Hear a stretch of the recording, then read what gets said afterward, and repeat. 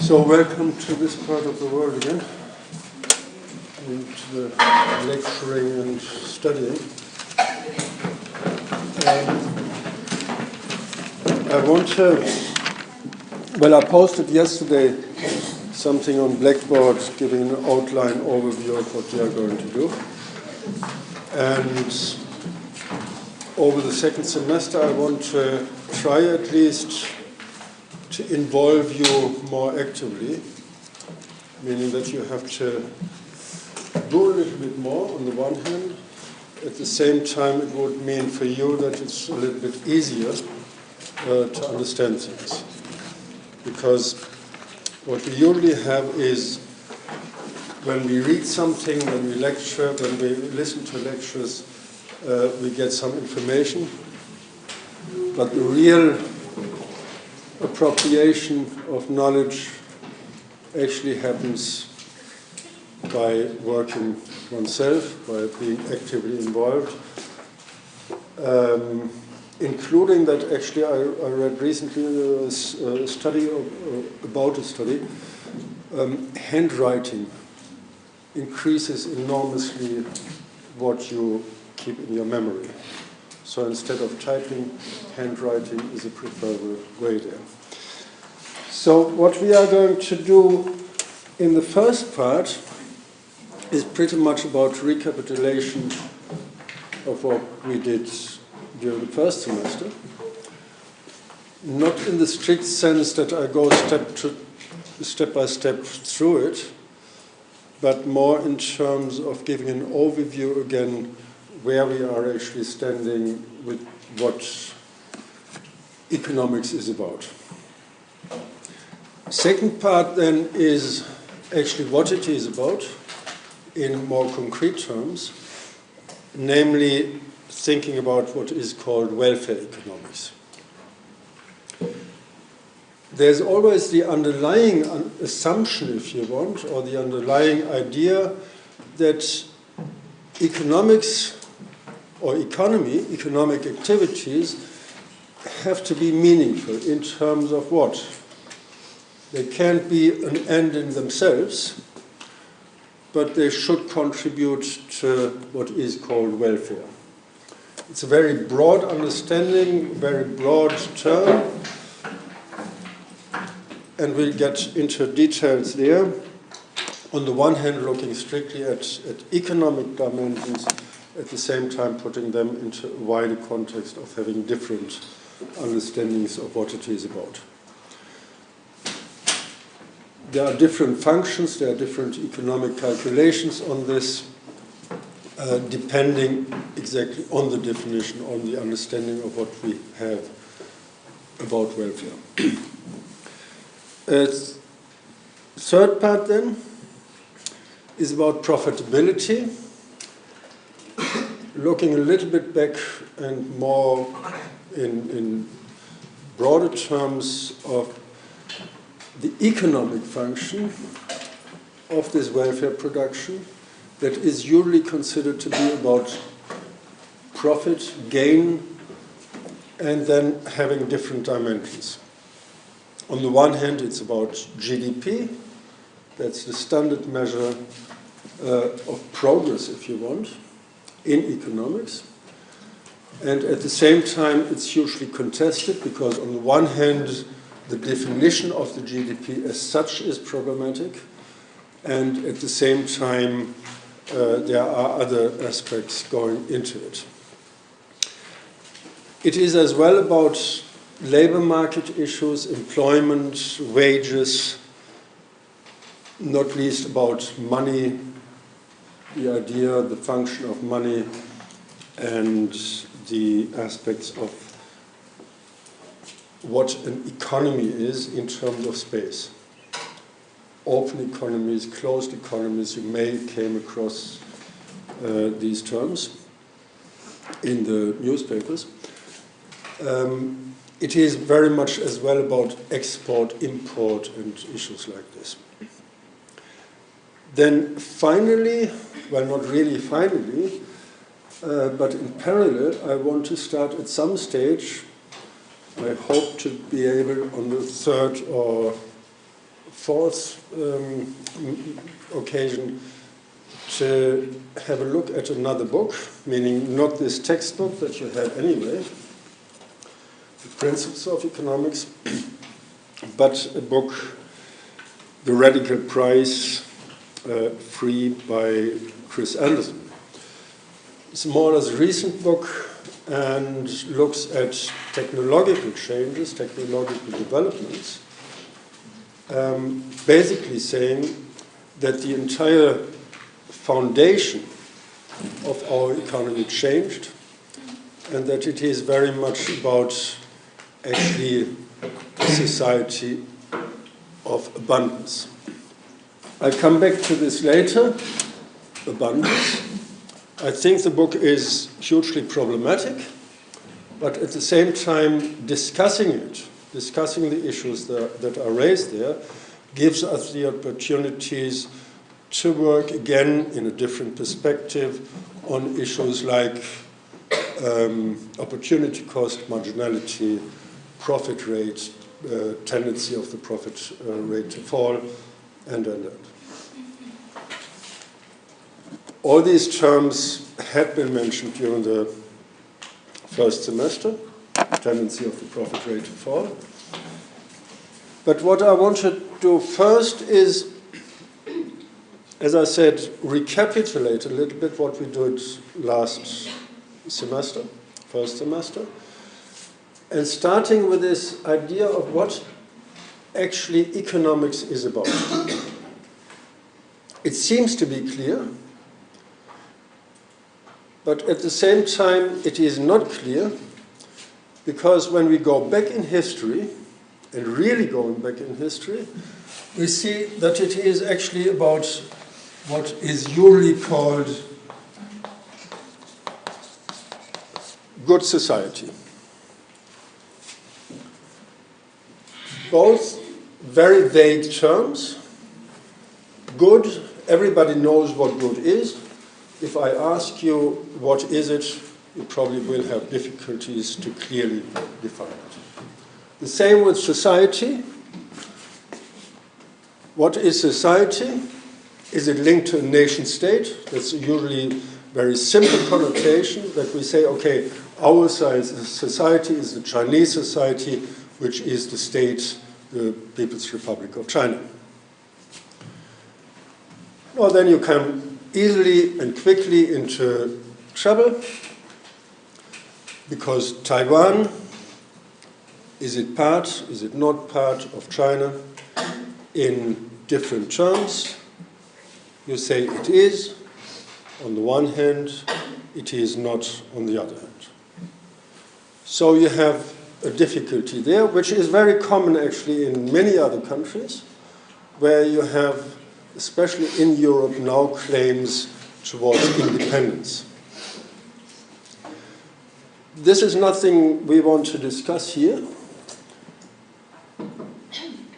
but it is important to see that on the one hand, we have the difficulty of defining what society is, and at the same time there are different notions to it. One of the notions is history, development, and changing borders. But there is another one that you actually are not talking really about borders in political terms, in terms of geography, but you talk about wide spaces of traditions. So good society, coming from the West, and there you have one of these strange conglomerations, usually is referred to when we talk about good society in the West, it's linked to Aristotle. Here you would have similar figures in Asia, in China, Confucius, Mencius. The idea of how do we live together? Thinking about what keeps us together, what makes us living together.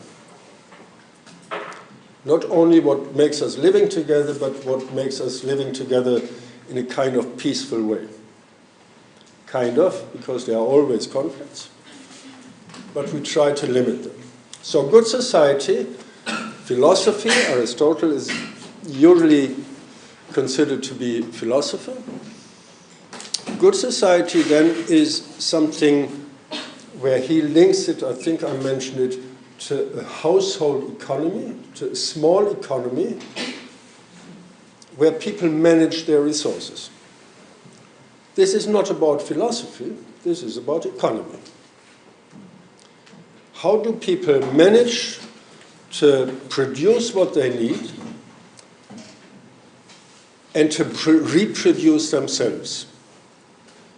Meaning you don't want to live today only, but you have to think as well about what you have, the resources you have, be it natural resources, be it as well your energy, your physical energy, your education, whatsoever, and saying, okay, we manage these resources in a way that we can live together.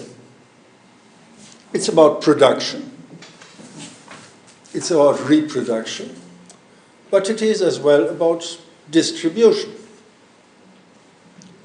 One of the simple facts or dimensions of distribution is I cannot use everything today. I have to do something for tomorrow. It begins with sleep, where you have to think about, I have to sleep to be able to work tomorrow, or to exist tomorrow. It's not about to work tomorrow only. It's about different generations. You distribute between resources, between the generations. You're looking after the children, you're looking after the elderly who are not able to look after themselves anymore, and they looked after you, your parents looked after you, and it's a kind of reciprocal way, reciprocity, that you look after each other with the resources you have. A long way in history, and it's not only that the way of thinking changed, but we talked about a historical dimension of conditions that changed, of making progress in terms of thinking, in terms of exploring the world around us. This early good society in terms of Aristotle, in terms of Confucius, in terms of Mencius, is very much about a small-scale space where people live together and where actually everybody knows everybody else. That's the one dimension. And where I can see basically the borders. I would not go beyond a certain physical space.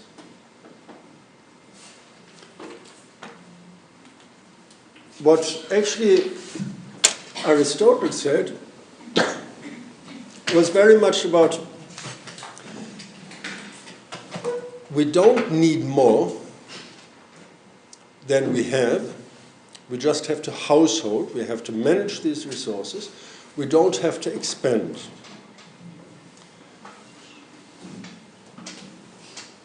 Which meant as well, it is not about money making. This is a concept that had been introduced much later. They have had money, they exchanged goods as well, but it was not about this, what we know today, this mechanism that we know today. Now we talked about, I make a huge jump historically now, we talked about banking, we talked about accounting, we talked about the ability to look beyond the borders that we see. Columbus going to India, making a little bit mistake and ending up in America. But it was at least overcoming the physical borders as we knew them.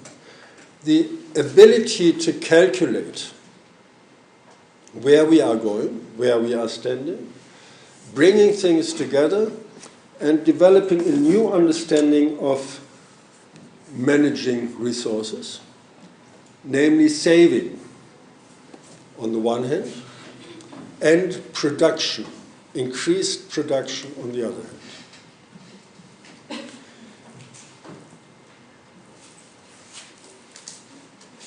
Especially or visibly, obviously, with banking and accounting, you have some first steps, only first steps, but very important steps, of dividing, of separating what is included in this understanding of good society. There was a new strand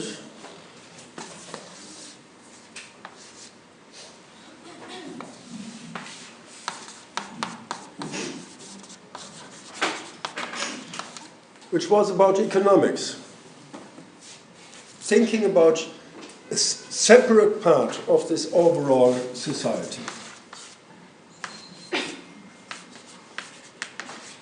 So we have, on the one hand, this general thinking about society. In philosophy, in religion, you find this.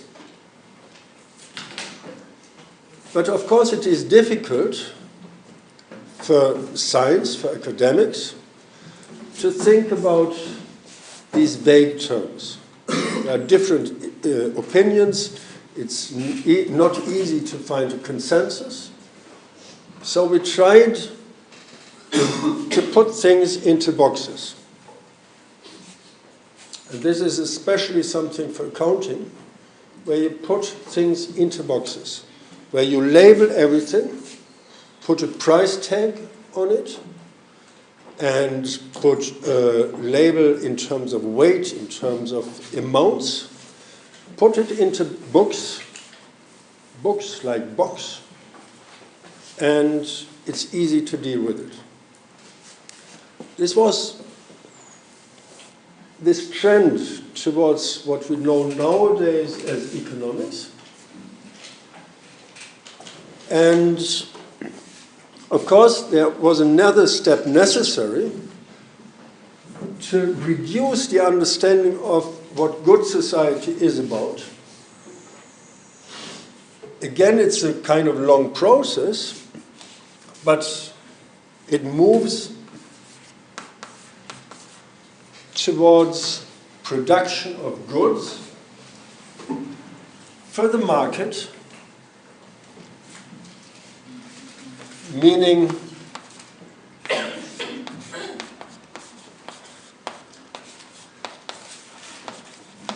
welfare. As more as we produce, as more we can exchange, distribute, and every additional good means additional welfare.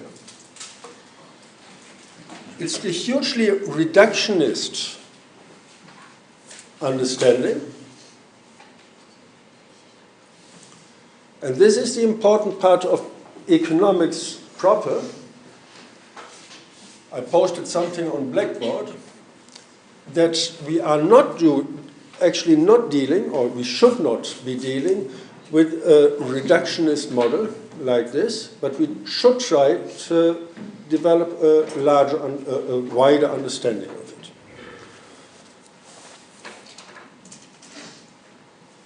There is, and we'll come back to this later more in detail, there is one problem already with this GDP welfare equation. Whatever you do, or most of what you do, you can translate into production. Production of goods and services.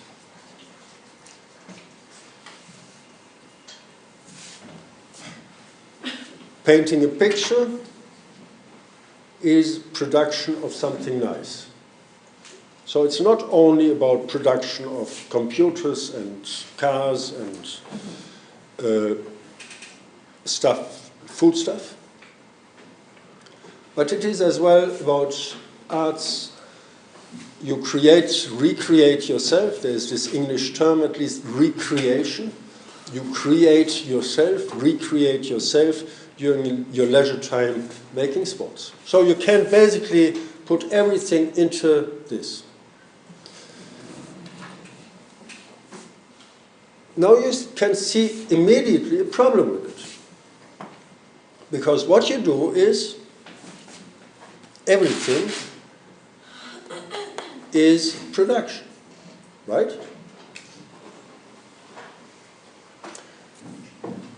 And there the problem is with economics, it's not right, it's not correct. In this understanding, it is correct. In this understanding, we reduce it because we cannot look at everything you do, but we say it's only relevant for us as economists if it is part of the production of GDP, which is, it is produced for the market, for exchange. If you have a garden, doing your vegetable gardening, enjoy it, have fun, enjoy the food. It's very delicious, usually much better than what you can buy, but forget it as economist. Here it's relevant, here it's not relevant. Because it does not count, it does not go into the calculation of the GDP, it's only what is going by the market. It does not matter how many carrots and potatoes you plant and you harvest, and how many cows and hens you have in your garden and slaughter, and give them to your neighbor. You can give them to your neighbor, it's fine, to your friends. But as long as it's not exchanged for money, it's not relevant here. So you see this term of welfare is, in this understanding, contestable, it's very limited. Look after your children, your sisters, your siblings, your grandparents, your parents. It's great, but forget it. If you do it for somebody else and get money for it, as part of the labor market, then it's important. You do the same thing, but one is relevant, the other is not relevant in terms of economics.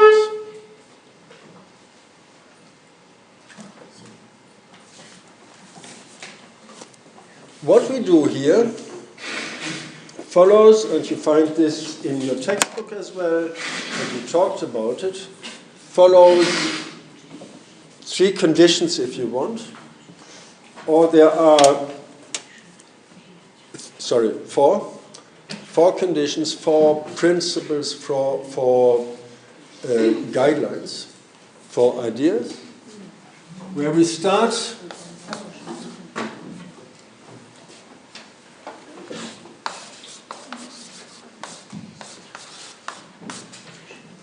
with scarcity. Does anybody know the antonym, the opposite of scarcity?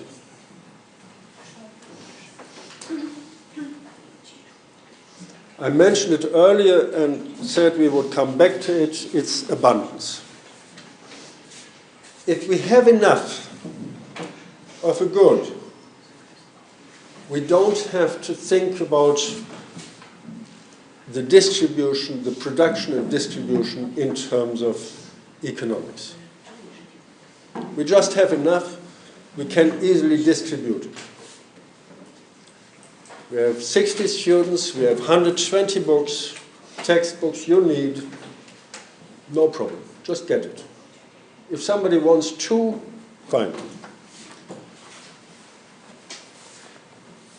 If everybody wants to have 2, fine. If everybody wants to have 2, but one wants 3, we have a problem, scarcity. Now, it is a little bit a stupid example, because why should you want 3 books, or 2 books even? There is no need. So, in a way, we come with this to the second dimension,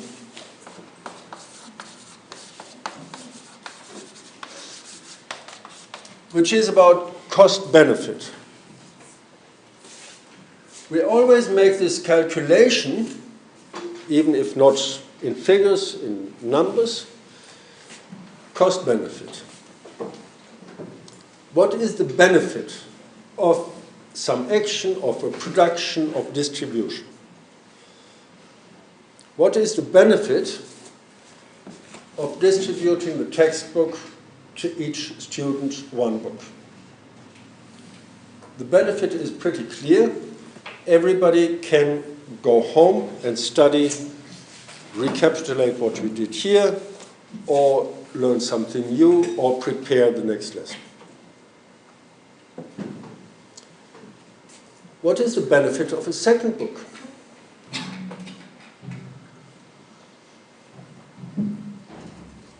There we have a little bit of problem that usually I would say one book is enough. Now you can say in the one book I want to make notes and I want to scribble it a little bit, and the one I want to have as a clean copy if I, for whatever reason.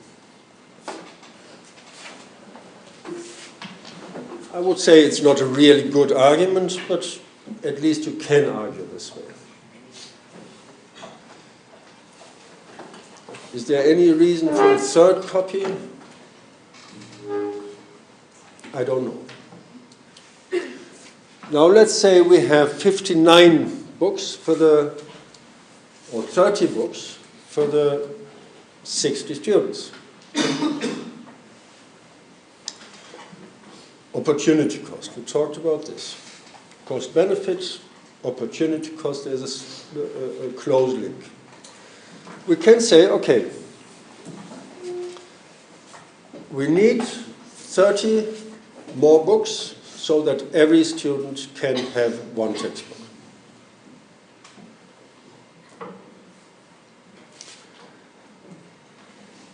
It takes about 1 hour to go to the copy shop. It's good to go for a walk, but at the same time it may be raining, so the fun of walking there is limited. Then I have to wait there for 2 hours to get the copies. And then I have to pay per copy 51. Cost. It's very simple. Time is money. But time is as well the enjoyment of a walk there. So let's take time as money. Waiting there, actually I can read a book during that time, so it's not necessarily lost. Meaning you have to look as well at the complex situation, what actually do you really invest? I definitely, and that's a very clear thing, invest the money I pay for the books. A more or less simple calculation of investment, cost. Now we come to the benefit. Every student has a book for him herself after this. It's a benefit. Everybody can scribble, make notes, and can study whenever she or he wants to study. Meaning as well there is no conflict of interest. If you share the book, there may be a conflict of interest because you want to work and you want to work at the same time. So what? So you cannot study on your own, but you have another benefit actually, you study together. Meaning, if you think about economics, don't think only in strict terms monetary and time dimensions. Think as well in terms of additional cost in other perspectives, but as well additional benefits. It is about you may get more out of it studying together. It's difficult to decide, as simple as that. Don't take things face value. Always think about the benefit when it comes to distributing, working with resources.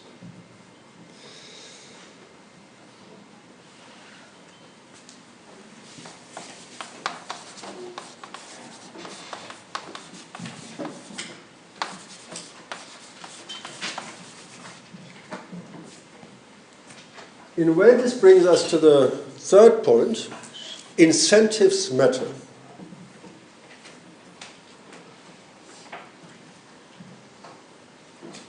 Incentives matter means there is a motivation to do something, to produce something, not to do something, or to do something in this and that way.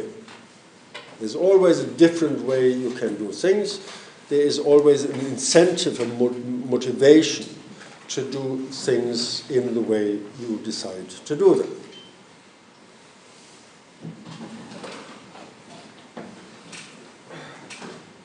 Which brings me actually to a question. I just see you apparently looking up the word. I have had the same problem yesterday in class. And there seems to be a difficulty in the concept of incentives matter in Chinese language. I don't know. But this was exactly the point yesterday where the question came up, incentives matter, what does it mean? It simply means, a little bit, of course, always simplifying things, you have a motivation, you have a reason to do something. And this reason may be money, it may be an additional or different benefit, and this may be the time you gain when you work on your own, or the opportunity to work together, or actually the kind of we have to organize working together. If I have this book for myself, I can say, okay, next session is in 2 days. After the lecture, I'm free. I have half an hour, enjoy myself and relax, and then I study. Because I can decide whenever I study.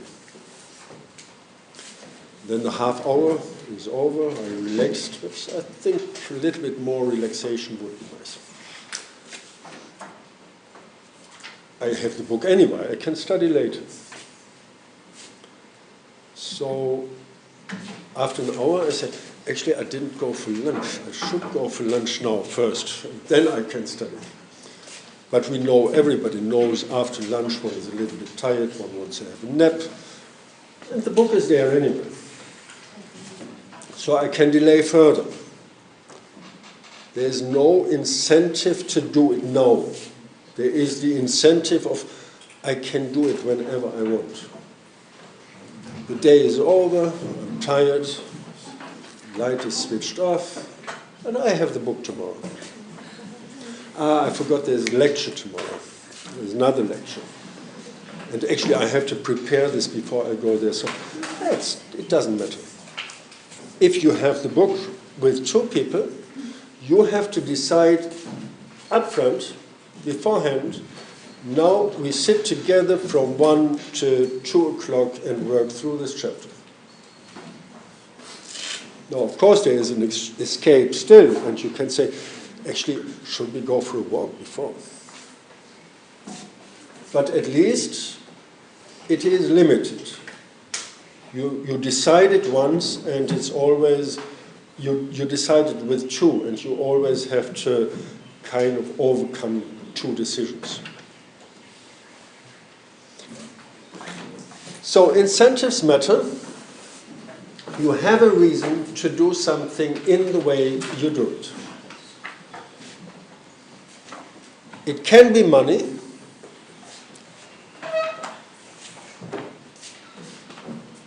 It can be something else.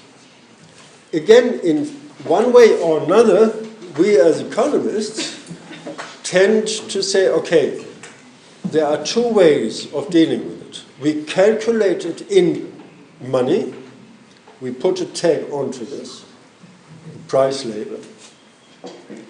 And that basically means we deal with time. Time is money, and everything can be translated from or between money and time. That's the usual shorthand we use. All economy is about time, as Karl Marx said.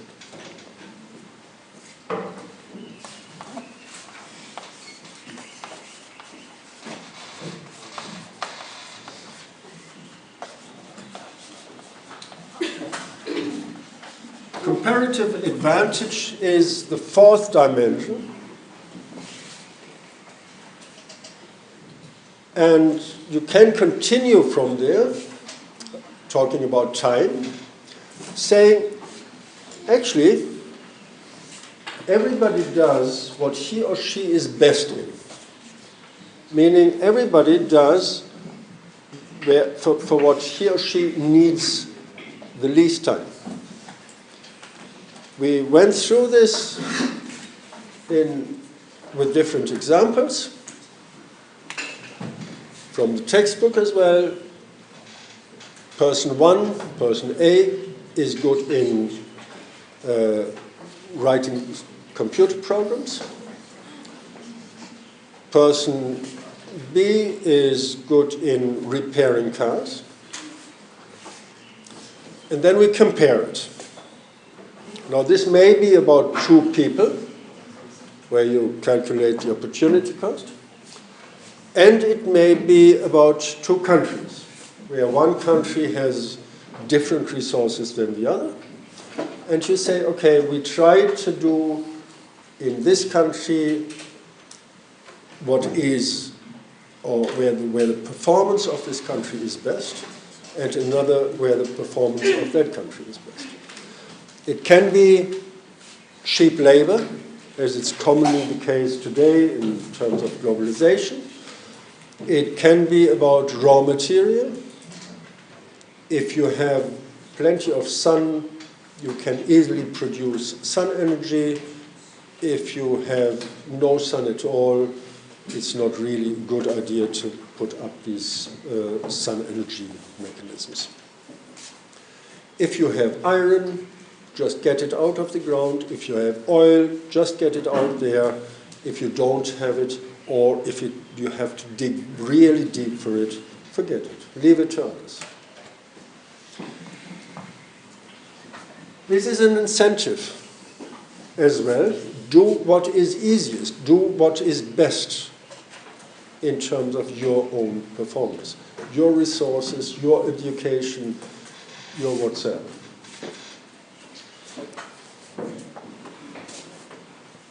These things go together, meaning don't think about 1, 2, 3, 4, each separately.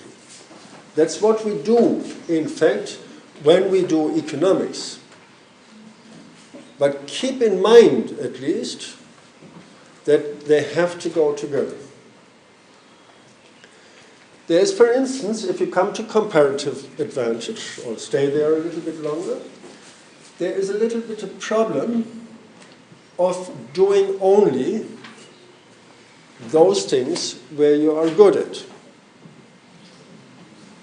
Now we come to marginality.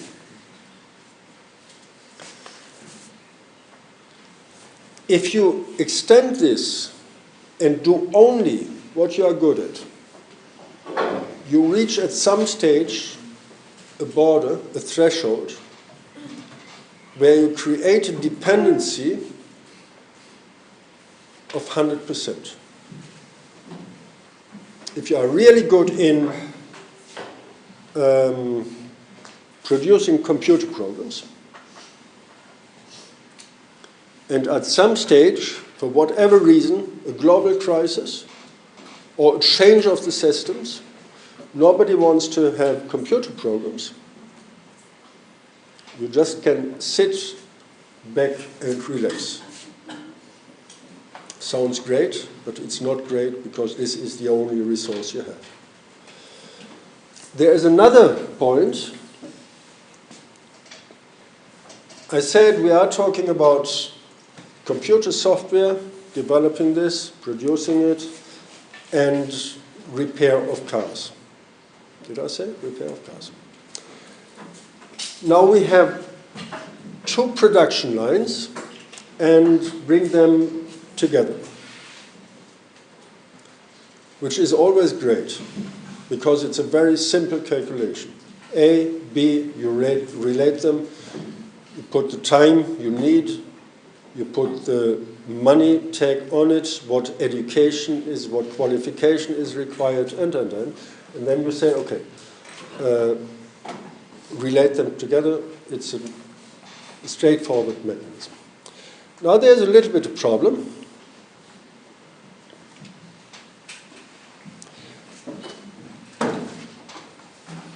Economies never work on this basis. Economies always work in what is called chains of production. You produce the computer software, which is needed in today's terms to repair a car, because you just can't do things easily.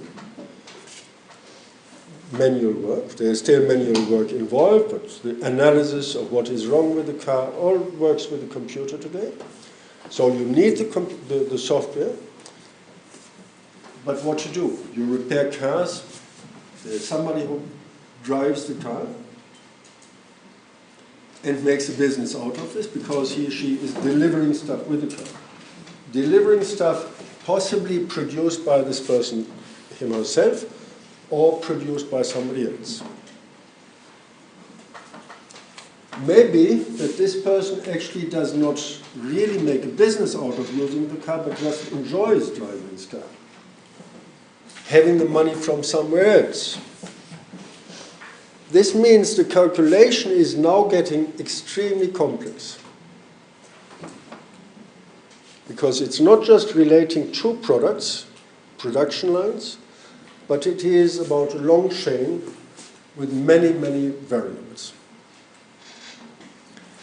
Of course, you find this in calculations of GDP, that it includes many goods, many services that go into this calculation. The problem there is that they are not linked. And we'll talk about this link then in the second part.